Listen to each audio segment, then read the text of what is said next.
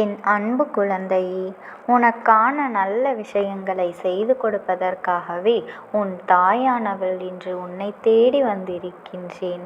என் தங்க குழந்தையே, இன்று உன் அம்மா உனக்கு ஒரு அவசரமான செய்தியைத்தான் சொல்வதற்காக வந்திருக்கின்றேன். இதுநாள் வரை இல்லாமல் இன்று உன் வீட்டில் நீ எதிர்பார்க்காத அளவிற்கு ஒரு இழப்பு ஏற்பட போகின்றது. அதனை எப்படி சரி செய்வது என்பதனை இந்த வாக்கின் மூலமாக நீ தெரிந்து கொள்ள வேண்டும் இருக்கிறேன். என் செல்லமே, உன்னை விட்டு பிரிந்து சென்ற ஒரு உறவினுடைய இல்லத்திற்கு உன் தாயானவள் நான் சென்றிருந்தேன். என் குழந்தையே, அங்கு நான் கண்ட காட்சி, அங்கு நான் கேட்ட வார்த்தைகள், இவை எல்லாமே உன்னுடைய தாயானவளின் மனதில் எவ்வளவு மனதளவில் வேதனைப்பட வைத்தது. என் தங்கமே, இப்படியும் கூட இருப்பார்களா? இப்படியும் கூட இவர்களால் பேச முடியுமா?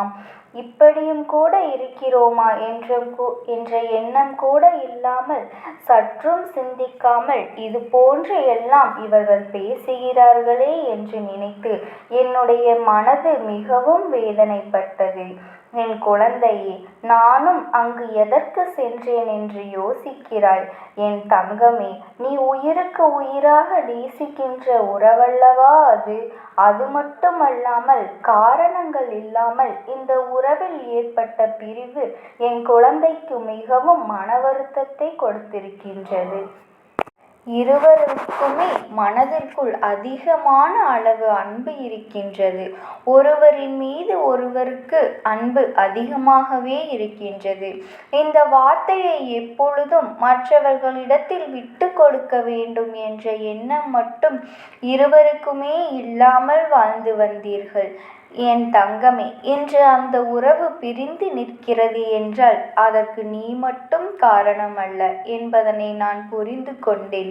ஆனால் அவர்கள் இல்லத்தில் இருக்கின்ற யாரோ ஒருவர்தான் இந்த பிரச்சனைகளுக்கு காரணமாக இருப்பார்கள் என்பதை புரிந்து கொண்டால்தான் அவர்கள் இல்லத்திற்கு சென்று அங்கு இருக்கின்ற சூழ்நிலைகள் என்னவென்று தெரிந்து கொள்ள வேண்டிய கட்டாயம் ஏற்பட்டுவிட்டது.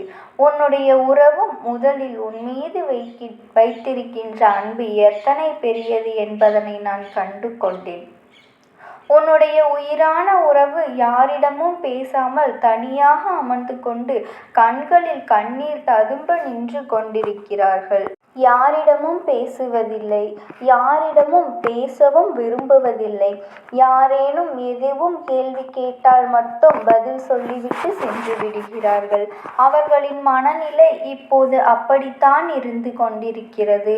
ஆனால் அவர்கள் இல்லத்தில் இருக்கின்றவர்கள் இதை பற்றி ஒரு சிறு துளி கூட கவலைப்படவில்லை.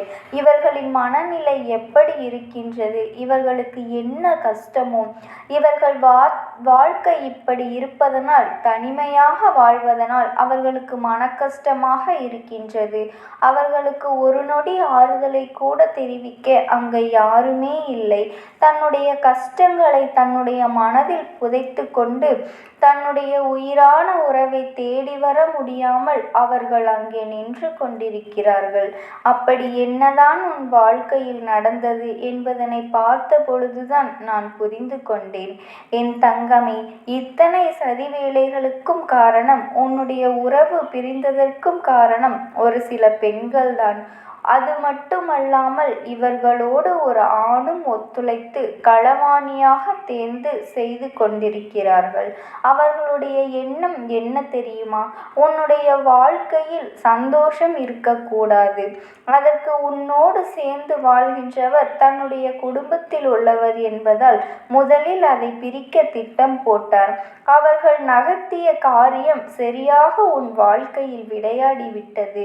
காரணமே தெரியாமல், பிரச்சனைகள் ஏதுமே இல்லாமல் உன்னுடைய உயிரான உறவு உன்னை விட்டு பிரிந்ததற்கு இடையில் இவர்கள் ஆடிய நாடகங்கள் எல்லாம் ஏராளம்.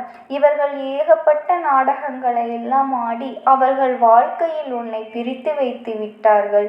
இப்போது என்ன நடந்தது தெரியுமா? அவர்கள் அங்கே என்ன பேசிக் கொண்டிருக்கிறார்கள் தெரியுமா? சிறு துளி அளவு கூட மனதில் ஈவு இரக்கம் இல்லாமல் பேசிக் கொண்டிருக்கிறார்கள். பேசுகிறார்கள். எப்படி அடுத்தவர்களின் வாழ்க்கையை கெடுக்கிறோமோ, அவர்களின் மனநிலை உணராமல் பேசுகிறோமோ, அவர்களுக்கு ஒரு சிறு துளி அளவு கூட ஆறுதல் சொல்லவில்லையே என்ற எண்ணம் துளி அளவு கூட அவர்களுக்கு இல்லை.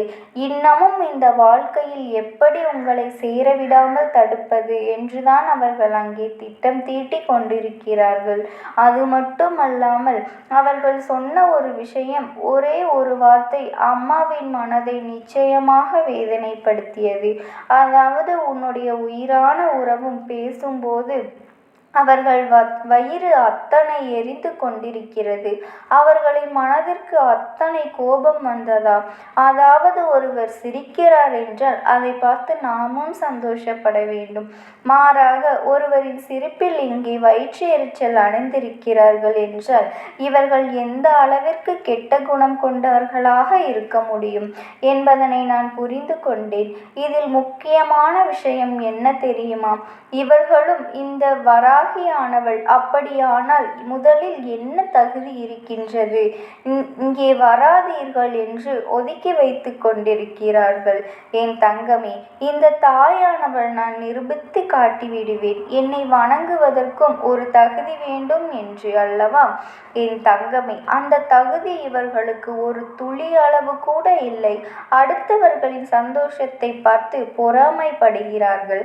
அடுத்தவர்கள் வாழ்க்கையில் நல்லது நடந்துவிடக்கூடாது என்பதில் மிகவும் கவனமாக இருக்கிறார்கள். யாரும் வாழ்க்கையில் முன்னேறிவிடக்கூடாது, யார் வாழ்க்கையில் சந்தோஷமாக இருக்கக்கூடாது என்று நினைக்கின்ற இவர்கள் எல்லாம் என்னுடைய பிள்ளையாக ஒரு நாளும் இருக்க முடியாது. அவர்களை நான் ஏற்றுக்கொள்ளவும் மாட்டேன். அப்படி இருக்கும்போது இவர்களுடைய எண்ணங்கள் என்னவாக இருக்கின்றது என்று எப்போதோ தெரிந்து கொண்டார்கள் அல்லவா? இவர்கள் வாழ்நாள் முழுவதும் அந்த துணையோடு உன்னை சேர்த்து வைக்க விரும்பவில்லை. இதற்கு என்னதான் அம்மா தீர்வு என்று நீ என்னை கேட்கின்றாய் அல்லவா? ஒரே ஒரு தீர்வுதான் இருக்கின்றது. உன்னுடைய உயிரான உறவு இவர்களிடமிருந்து வெளியே வர வேண்டும். இது முதலாவதாக தீர்வு. இரண்டாவதான தீர்வு, இவர்களை எதிர்த்து இவர்கள் முன்னிலையில் வாழ்ந்து காட்டுவதற்கான துணிச்சல் அவர்களுக்கு வர வேண்டும். இந்த இரண்டில் ஒன்று அவர்களுக்கு இருந்தால் மட்டும்தான் இவர்களை விட்டு விலகி நல்ல வாழ்க்கை உனக்கு கிடைக்கும். அடுத்தவர்களை சந்தோஷப்படுத்தி பார்த்துவிடக் கூடாது என்று அதற்காகவே கங்கணம் கட்டி அலைந்து கொண்டிருக்கிறார்கள். இது போன்ற மனிதர்களை எல்லாம் நம்மால் திருத்த முடியாது. அதைவிட அவர்களை விட்டு விலகி செல்வதுதான் மிகவும் நல்லது. நீ உன்னுடைய உயிரான உறவு அங்கே இருக்கின்ற தைரியத்தில்தான் அவர்களுக்கு எந்த கஷ்டமும் இல்லாமல் வாழ்ந்து கொண்டிருக்கிறார்கள். அங்கே அவர்கள் உன்னோடு வந்து பேசாவிட்டால் அவர்களுக்கு கிடைக்கின்ற நல்ல விஷயங்கள் எல்லாம் தட்டி போய்விடுமோ என்று, அவர்களுக்கு கிடைக்கின்ற லாபங்கள் எல்லாம் உனக்கு வந்துவிடுமோ என்று பயந்துதான் இது போன்ற செயல்களை அவர்கள் செய்து கொண்டிருக்கிறார்கள்.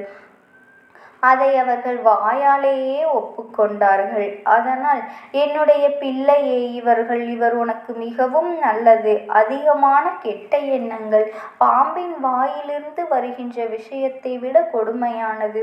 பேசுகின்ற வார்த்தைகள், இந்த வார்த்தைகள் எல்லாவற்றையும் சந்தித்து விட்டாய். எல்லா விதமான மனிதர்களையும் பார்த்து விட்டாய். அதில் இவர்களும் ஒரு ரகம் என்பதை புரிந்து கொள். பேசுகின்ற வார்த்தைகள் அதிகமாக இருந்தாலும் அவர்கள் என்னதான் சொன்னாலும் இனி உன்